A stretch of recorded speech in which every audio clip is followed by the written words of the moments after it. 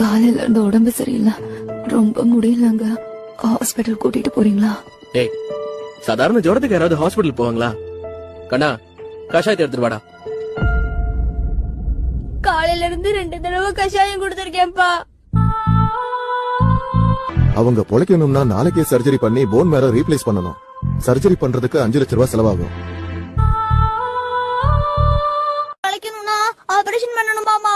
Doctor அப்பாக்கு 5 லட்சம் ஆகும்னு சொன்னாரு. 5 லட்சமா? அதுக்கு உங்க அப்பா என்ன சொன்னாரு? அதுக்கு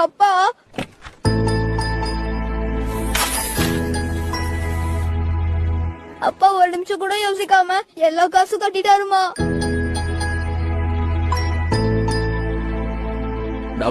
நீ எதுக்கும் காசு கொடுக்காம ஒரு ரூபாயும் சேர்த்து வைக்கும் போதெல்லாம் உன்னை கொஞ்சம் கொஞ்சம்னு ரொம்ப திட்டிட்டே இருந்திருக்க.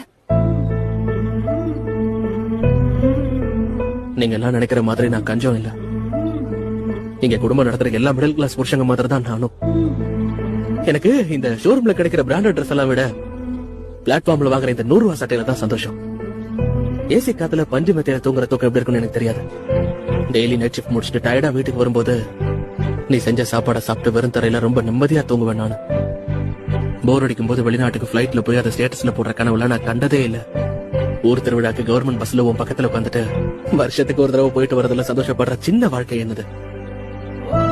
இந்த சின்ன குருவி கூட என்னைக்கோ நாளுக்கு வீசுற இப்படி ஒரு புயல் காத்துல ஒரு துளி அளவு கூட செஞ்சிடாம இருக்க எவ்வளவு வேணாலும் கஷ்டப்பட்டு காப்பாத்த நான் தயாரா இருக்கேன்.